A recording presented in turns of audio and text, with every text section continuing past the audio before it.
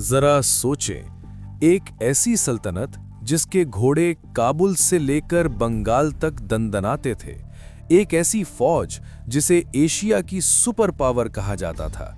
वो तोपों से नहीं हारी, वो तलवारों से नहीं कटी, उन्हें मारा सिर्फ एक चुटकी नमक ने। जी हां, 14 जनवरी 1761 को पानीपत के मैदान में जो हुआ वो जंग नहीं, एक कयामत थी जिसकी बुनियाद भूख और प्यास पर रखी गई थी। आज हम उस राज से पर्दा उठाएंगे कि कैसे नमक की कमी ने हिंदुस्तान की तारीख हमेशा के लिए बदल दी। आज की तारीख 14 जनवरी 1761, बर्र-ए-सगीर की तारीख का वो दिन जब जमुना के किनारे खून की नदियां बहीं। ये एशिया की तारीख की सबसे बड़ी जंग थी, जिसमें एक ही दिन में लाखों लोग मारे गए। एक तरफ काबुल का बादशाह अहमद शाह अब्दाली था और दूसरी तरफ हिंदुस्तान की सुपर पावर मरहटा सल्तनत। लेकिन नाजरीन, क्या आप यकीन करेंगे कि लाखों की इस फौज की शिकस्त की वजह सिर्फ तलवार या बारूद नहीं, बल्कि नमक की कमी थी।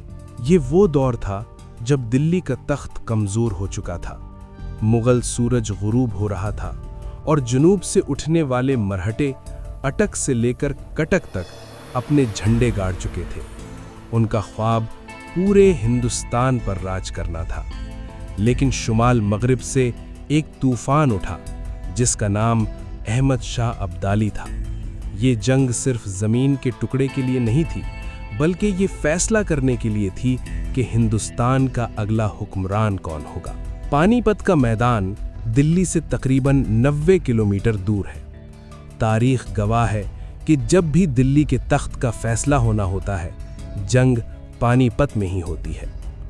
मरहटा फौज, जिसकी क़यादत सदाशिव राव भाऊ कर रहे थे, दिल्ली फतह करने के बाद शुमाल की तरफ बढ़ी, जहां उनका सामना अब्दाली की अफगान फौज से हुआ। दोनों फौजें आमने सामने आकर रुक गईं और खैमे गाड़ दिए गए। अहमद शाह अब्दाली एक बेहतरीन जंगी हिकमत अमली जानने वाला जर्नैल था।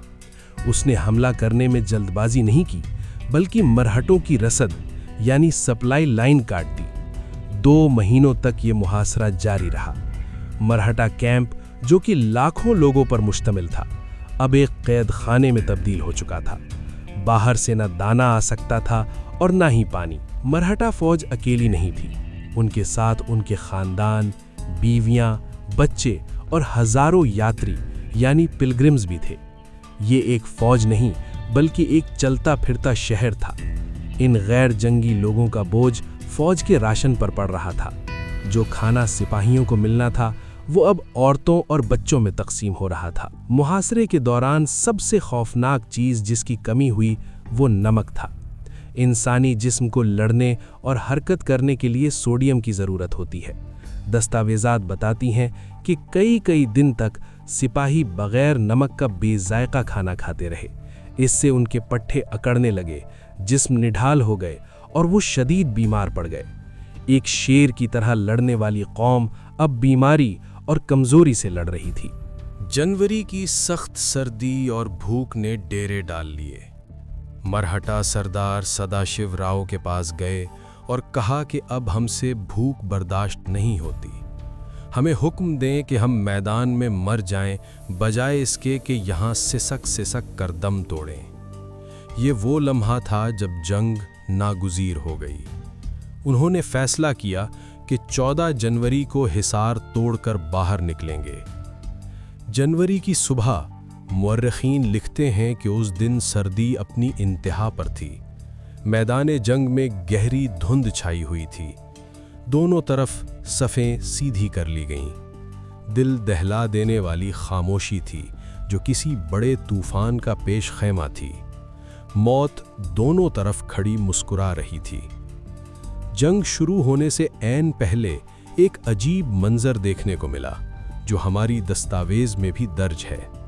फिजा में आवाज़ों का एक टकराव हुआ। एक तरफ से मुसलमानों की अजानों की गूंज ने आसमान सर पर उठा लिया, तो दूसरी तरफ मरहटा कैंप से शंख और मंतरों की आवाज़ें आने लगीं। ये सिर्फ दो बादशाहों की जंग नहीं थी, ये दो नज़रियात और दो तहजीबों का टकराव था जो आज फैसला कुन मोड़ पर खड़ा था। जंग का आगाज़ मरहटों के ज़बरदस्त तोपखाने से हुआ। इब्राहिम गारदी, जो मरहटों का मुसलमान जर्नैल था, उसकी फ्रांसीसी साख्ता तोपों ने अब्दाली की सफ़ों में कोहराम मचा दिया। शुरू के चंद घंटों में ऐसा लगा कि मरहटे ये जंग जीत जाएंगे। अफ़गान सिपाही पीछे हटने पर मजबूर हो रहे थे, लेकिन अहमद शाह अब्दाली जज्बात से नहीं, दिमाग से लड़ रहा था। उसने अपने 10,000 बेहतरीन रिज़र्व दस्ते संभाल कर रखे हुए थे। जब दोपहर को सूरज सर पर आया और मरहटा सिपाही, जो पहले ही नमक की कमी और भूख से निढाल थे, थक कर चूर हो गए, तब अब्दाली ने अपना आखिरी पत्ता खेला। अब्दाली ने अपने ख़ास दस्ते शुतुर सवारों को आगे भेजा, जिनके पास घूमने वाली हल्की तोपें यानी ज़ंबूरक्स थीं। उन्होंने थके हुए मरहटों पर आग की बारिश कर दी। भूखे और प्यासे मरहटा सिपाही इस ताबड़तोड़ हमले को बर्दाश्त न कर सके। जंग का पांसा उस वक्त पलटा जब पेशवा का बेटा नौजवान विश्वास राव गोली लगने से शहीद हुआ। सदाशिव राव भाऊ जज्बात में आकर हाथी से उतरकर घोड़े पर आ गए और दुश्मन की सफ़ों में घुस गए। जब फौज ने देखा कि सिपा सालार का हाथी खाली है, तो उनके हौसले टूट गए और मैदान में भगदड़ मच गई।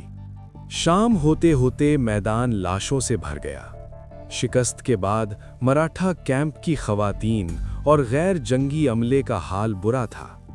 दस्तावेज के मुताबिक हजारों औरतें और खादिमाएं जो साथ आई थीं, जेवरात से लदी हुई थीं। उनमें से कुछ जंगजू खवातीन भी थीं। शिकस्त के बाद उनकी पहचान उनके जेवरात और लिबास से हुई। जो लोग कल तक हिंदुस्तान के हुक्मरान थे, आज वो पानीपत की मिट्टी में मिल चुके थे। पानीपत की तीसरी जंग ने मराठा ताकत को तोड़ कर रख दिया और मुगलों को बराए नाम जिंदा रखा, लेकिन इसने अंग्रेजों के लिए रास्ता साफ कर दिया। इस जंग से हमें ये सबक मिलता है कि जंगें सिर्फ बहादुरी से नहीं, बल्कि बेहतरीन रसद और टाइमिंग से जीती जाती हैं। अगर उस दिन मराठों के पास नमक और खाना पूरा होता, तो शायद आज बर्रे सगीर का नक्शा कुछ और होता। अगर आपको तारीख के इन गुमशुदा और आग की ये दास्तान पसंद आई, तो मकतबे कदीमा को सब्सक्राइब करें और कमेंट में बताएं कि अगली वीडियो किस तारीखी जंग पर बनाई जाए।